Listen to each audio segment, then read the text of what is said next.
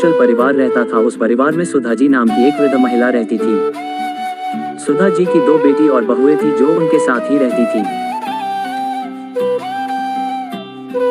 बड़े बेटे अशोक की पत्नी नम्रता संस्कारी और सर्वगुण स्वपन थी, वही छोटे बेटे की पत्नी अनाया चालाक और बहुत तेज दरार थी। एक बार की बात है, सुधा जी और नम्रता मिलकर बहुत सारे लड्डू बनाकर रसोई में रख देते हैं।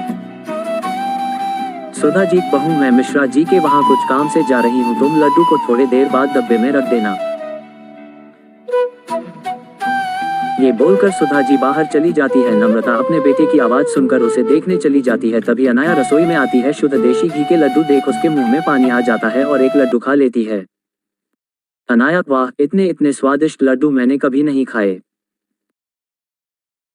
एक काम करती हूँ, सारे लड्डू डिब्बे में रख लेती हूँ और एक प्लेट में ही छोड़ दूंगी, जिससे किसी को मुझ पर शक भी नहीं होगा और मैं आराम से खा पाऊंगी। वह लड्डू की प्लेट उठाकर एक डिब्बे में भरकर चुपके से अपने कमरे में ले जाती है और प्लेट में एक लड्डू वही छोड़ देती है। अपने कमरे में जाकर अनाया पेट भर लड्डू खाती है। पेट भर जाने पर वह लड्डू के डिब्बे को छुपा देती है। नम्रता अपने बेटे कार्तिक को सुला रही थी, तभी सुधा जी घर आ जाती है। सुधा जी, नम्रता, अरे ओ नम्रता।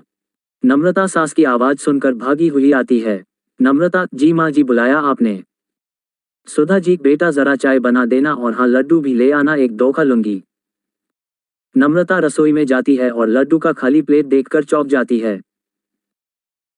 नम्रता, लड्डू कहाँ गए? मैंने तो डिब्बे में भी नहीं रखे, प्लेट में तो एक ही लड्डू है, अभी माँ को बताती हूँ। नम्रता सुधा जी को जाकर बात बता देती है। नम्रता, माँ जी, लड्डू रसोई में नहीं है, मैंने वही रखे थे पर अब नहीं है। सुधा जी, क्या लड्डू तो तेरे सामने ही बनाए थे, फिर कहाँ गए? नम्रता, पता नहीं माँ जी, कार्तिक रो रहा था तो मैं कार्तिक के पास चली गई उसे सुलाकर, अभी आपकी आवाज सुनकर आ रही हूँ। सुधा जी रसोई में जाती है। अनाया लड्डू से भरा मुंह जल्दी जल्दी साफ करती है और रसोई में आती है। अनाया, क्या हुआ मम्मी जी, आप गुस्से में क्यों हो? सुधा जी, बहू, यहाँ लड्डू के प्लेट रखे थे, अब देखो इसमें एक भी लड्डू नहीं, पता नहीं कौन खा गया, शुद्ध घी के लड्डू थे। तभी अशोक और राहुल भी आ जाते हैं और रसोई से लोगों की बातों को देख दोनों रसोई की ओर जाते हैं। अशोक अपने माँ से मजाक में कहता है। अशोक, क्या हुआ माँ, क्या हुआ माँ, किस गहन विषय पर चिंतन चल रहा है?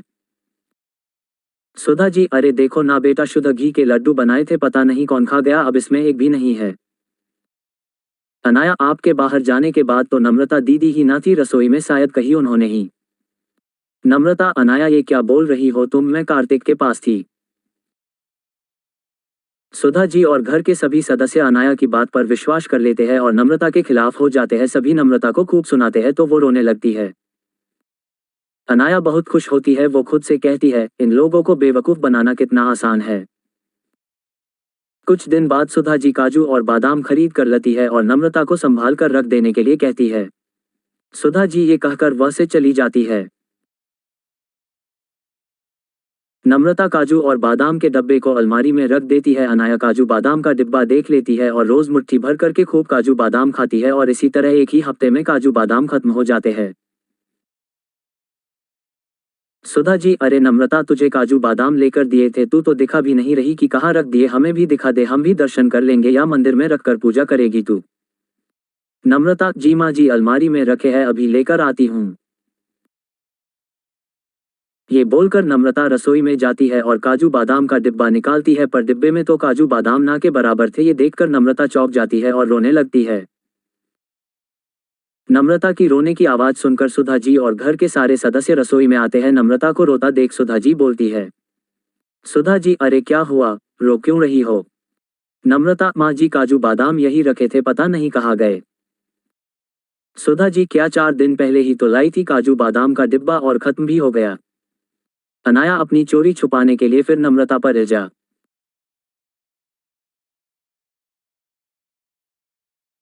अनाया अपनी चोरी छुपाने के लिए फिर नम्रता पर इल्जाम लगा देती है और कहती है। अनाया, नम्रता जी, खाने का मन था तो खाए, लेकिन ऐसे चोरी करना ठीक नहीं है दीदी।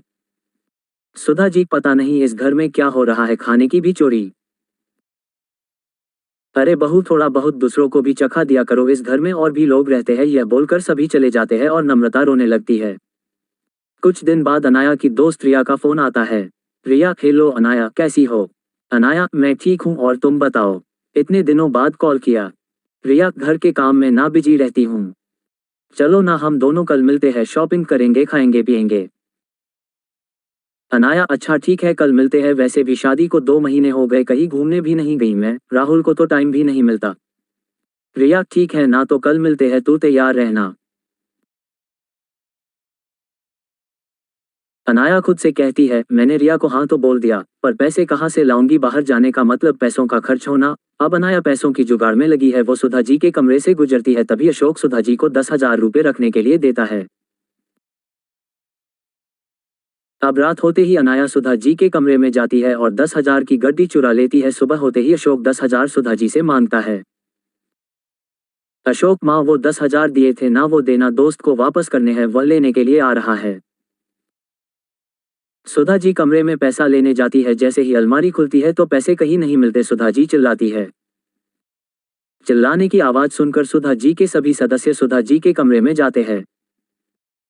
अशोक, क्या हुआ माँ, अब चिल्ला क्यों रही हो और इतनी घबराई हुई क्यों हो? सुधा जी, मैंने यही 10,000 रखे थे, अब नहीं है, पता नहीं कहाँ चले गए। अशोक, नहीं है मतलब माँ, वो पैसे मेरे दोस्त के थे, वो आने वाला है, मैं कहाँ से लाकर दूंगा उसे। सुधा जी, कहीं ये काम बाहर के किसी आदमी का तो नहीं, लेकिन हमारे घर में कोई आता भी तो नहीं। अशोक, हाँ माँ, आप सही कह रही है, अब मैं पुलिस को ही बुलाता हूँ। सुधा जी, हाँ यही ठीक रहेगा, हमारे घर में कुछ ना कुछ चोरी हो रहा है, अब ये पैसे भी चले गए। तू बुला ले बेटा पुलिस को। पुलिस का नाम सुनते ही अनाया घबरा जाती है। अशोक का दोस्त पैसे लेने आता है, ये देखकर नम्रता जल्दी से अपने कमरे में जाती है और अपने बचाए हुए पैसे लाकर अशोक को दे देती है। नम्रता के पास 10,000 देखकर सब लोग नम्रता पर शक करने लगते हैं। सुधा जी, ये पैसे कहाँ से आए तुम्हारे पास बहू? नम्रता, माँ जी, ये हमारे बचत किए हुए पैसे हैं। सुधा जी, बचत किए हुए या फिर चुराए हुए, देख बहू सच बता दे। अनाया की जान में जान आती है, वो भी नम्रता को कहने लगती है। अनाया, नम्रता दी, अब इसकी भी चोरी की हद हो गई, अपने ही घर में चोरी। दीदी, आपको ये बातें शोभा नहीं देती। तभी पुलिस आ जाती है, पुलिस को देख अनाया घबरा जाती है।